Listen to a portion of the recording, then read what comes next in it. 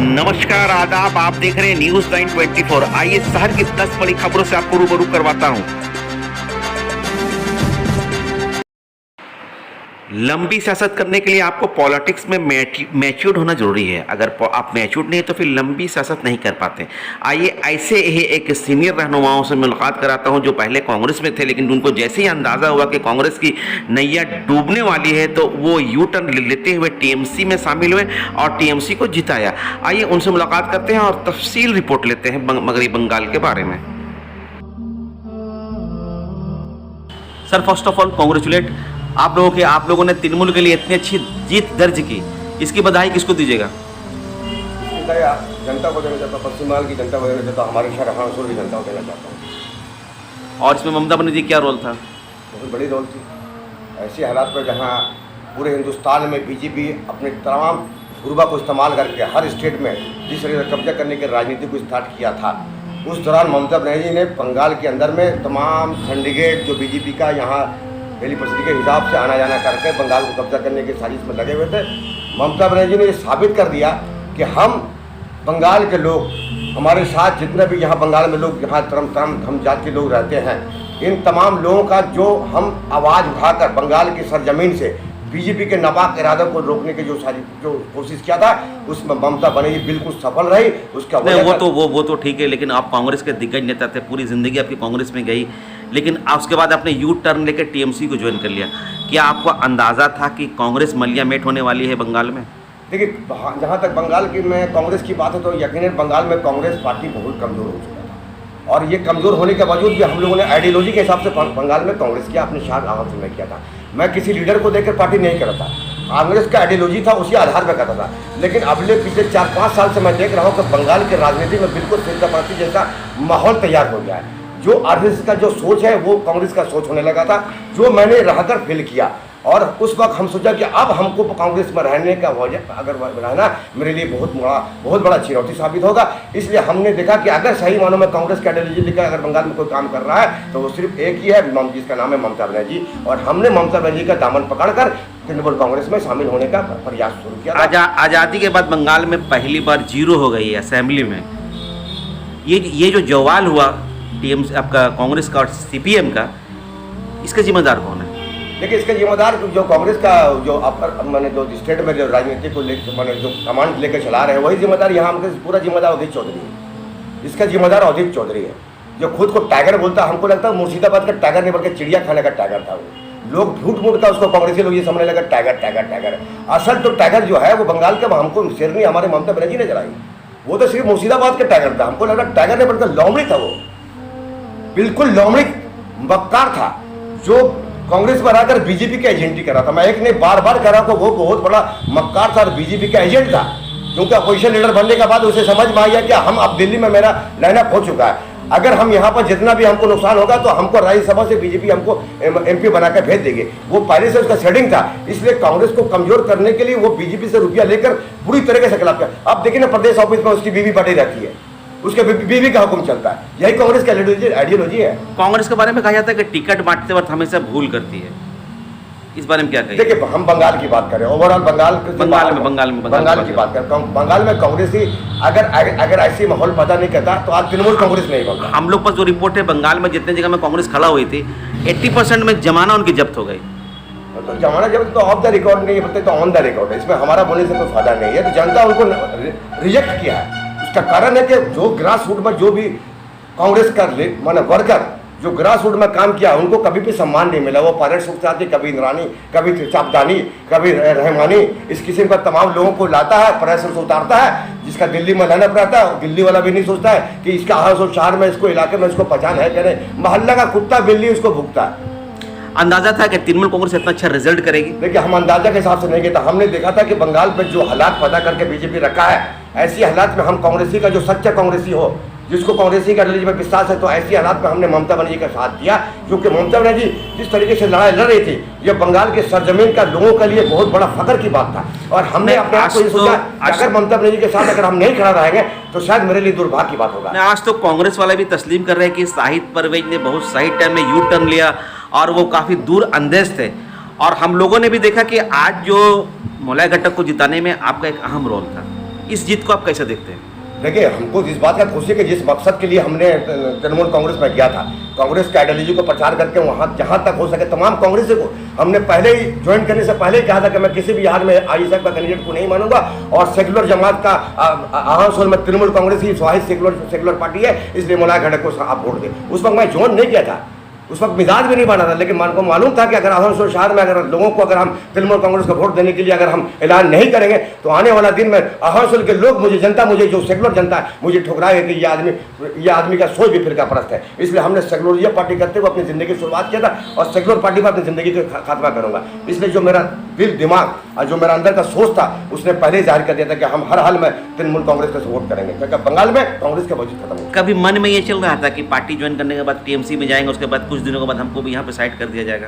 देखिए, कौन किसको साइड करता है ये अपने पर कैली करता है, कौन किसी को साइड करेगा ऐसा कोई बात नहीं, हमने कभी सोचा नहीं था। कांग्रेस में तो बहुत सारे लोग ने मुझे हमको साइड करने का भरपूर कोशिश किया, जहाँ पर कुछ कम संख्या में लोग थे, और आज वही लोग मोलायदा के साथ में राब्ता बनाया हुआ कि हमको तृणमूल में लिया जाए। वो लोग बार बोल रहे थे कि हमको तो पहले मोलायदा का बाहर से सपोर्ट करना है, जब इलेक्शन खत्म हो जाएगा तब जाएगा। मैंने दोनों हाथ में लड्डू था उनका, वो इधर बीजेपी वाला को भी ऑलरेडी समझा के रखा था और उधर आईएसएफ वाला को अपना घर देके रखा था, रूम देके रखा था भाड़ा में। मैंने ओवरऑल तमाम लोगों को फीडिंग करके रखा था और मोलायदा से बैठक भी कर चुका था। आपके बारे में आपके बारे में कहा जा रहा है कि पहली बार आपके बूथ से इस बार टीएमसी अच्छा परफॉर्मेंस कर पाई, इसमें कितनी सच्चाई है? सच्चाई का है तो आप जब सवाल आप कर रहे थे, यकीन आपको इस बात की जानकारी था, तो सच्चाई तो वही है कि आप जो कह रहे हैं वही सच्चाई है।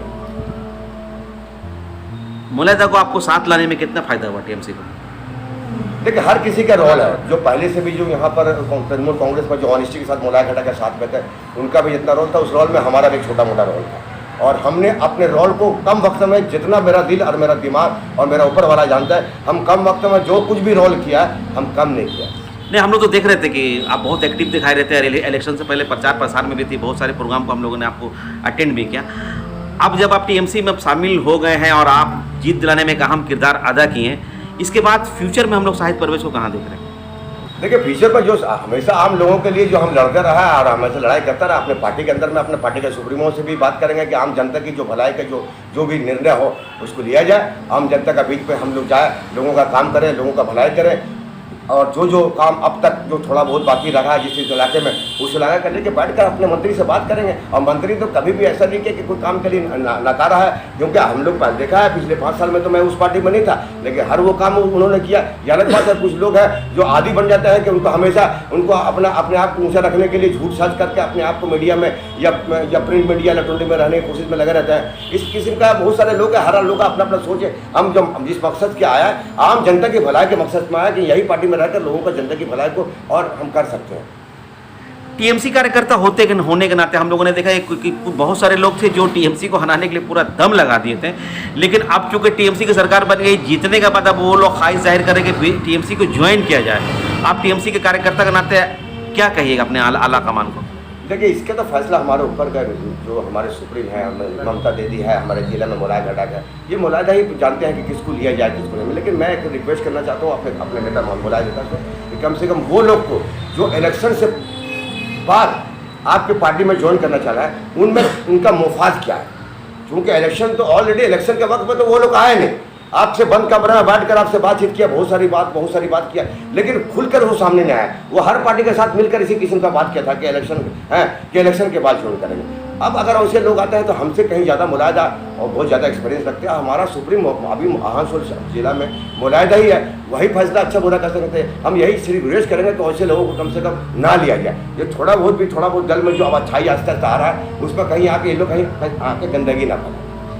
एक फ्रेज है कि गिरगिट की तरह लोग रंग बदलते हैं। एक दौर हुआ करता था जो पार्टी हार जाए या जीत जाए लोग एक ही पार्टी को लेकर चलते थे, लेकिन इन दिनों आसनसोल में हम लोग देख रहे हैं कि कुछ लोग गिरगिट से ज़्यादा तेजी से रंग बदल रहे हैं। तो ऐसे लोग क्या आप कहिएगा, वो मुफाद परस्त है या पॉलिटिशियन है? देखिए, बात यह है कि गिरगिट के तो आपको लगता है कि आहानसोल शहर का कोई किसी गाँव मोहल्ला में गिरगिट नजर भी नहीं आता, क्योंकि गिरगिट को मालूम हो गया कि मेरा किरदार अब इंसान निभा रहा है, इसलिए शर्म से गिरगिट अब जंगल की तरफ भाग जा रहा है। क्योंकि टोटल गिरगिट का जो अदाकारी है वो इंसान कर रहा है। अब इंसान करने का मकसद क्या है? एक अगर अदाकारी कर रहा है, गिरगिट की तरह अपना कलर को चेंज कर रहा है, अगर वो आम जनता की भलाई कर रहा है तो मैं समझता हूँ कि वो आज काम अच्छा कर रहा है।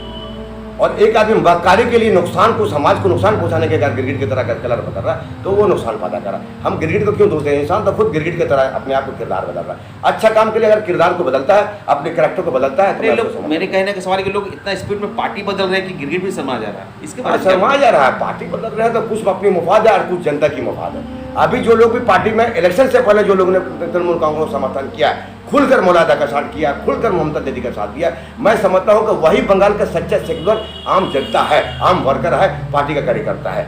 बाद में जो लोग अभी सत्ता देखकर जो आने की कोशिश कर रहे हैं, तो हम समझते हैं कि शायद उनका कुछ ना कुछ मुफाद है। या तो कोई डर के आना चाहता है, या कोई सोच रहा है कि पावर का इस्तेमाल करके अपने आप को हम एक्सपोज करें, ये उनका मकसद होगा। अगर सही मानों में मकसद होता तो पहले जो नहीं करते। पहले तो जिस वक्त इलेक्शन लड़ रहे थे पूरे बंगाल में तृणमूल कांग्रेस, उस वक्त तो सत्ता में नहीं था। हमने सत्ता देखकर तृणमूल कांग्रेस जोड़ नहीं किया था, बल्कि दीदी का बगल में खड़ा होने के लिए खुद को फख्र महसूस कर रहा था कि ऐसे वक्त में जहाँ पूरे हिंदुस्तान में बड़े बड़े दिग्गज बंगाल में आकर दीदी को डिस्टर्ब करने के लिए कोशिश करी, ईडी, सीबीआई, तमाम जितना भी उनका जो डिपार्टमेंट था, तमाम को इस्तेमाल करके बंगाल से ममता बनर्जी को हराने का प्रयास किया था।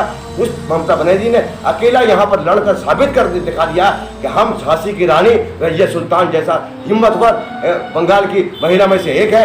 इस तरह उन्होंने साबित कर दिया कि हम बंगाल के आने वाला हिस्ट्री तारीख में ममता बनर्जी का नाम रजिया सुल्तान और झांसी की रानी के जैसा। चलिए सर, आपसे चलते चलते आखिरी सवाल है कि जिस तरह मुलाय घटक की जो सीट थी, सबकी निगाहें थी, उनको हराने के लिए 2 कैंडिडेट माइनॉरिटी से भी खड़ा कर दिया गया था, लेकिन वोट का बिखराव नहीं हुआ। आप मुलाय घटक के लिए क्या कहिएगा? मैं मौलाना से सिर्फ यह कहना चाहता हूँ, जो दुश्मन ने जो बात आपको कहा था, उनके बात में कितनी सच्चाई है। अगर उनकी बात में थोड़ी बहुत भी सच्चाई है तो कम से कम दुश्मन को उनकी उस सच्चाई का जवाब उनका मुंह पर फेर मार दिया जाए, तब वो काम करके दिखा दिया जाए ताकि वो दुश्मन दोबारा कभी भी पनप नहीं पाए। और मुलाय घटक में जिस मेच्योरिटी से इलेक्शन को लड़े हैं, तमाम लोगों को इकट्ठा करके लड़े हैं, उसके लिए उन्हें क्या कहिए? देखिए, हम तो मुलायदा के अंदर बहुत दिनों से मुलायदा के साथ, पहले भी जब कांग्रेस में जब जूनियर थे तो उनके साथ पर रहा करते थे। उनका खामोशी एक बहुत बड़ी ताकत है। मुलायदा को समझना हर किसी की बात नहीं है, उनकी खामोशी एक बहुत बड़ी ताकत है। और हम चाहते हैं कि मुलायदा इसी तरह खामोशी से अपनी ताकत के मुजाहरे करके आम संसार को दिन दुगनी रात चौगनी जैसा तरक्की करके दिखा दे।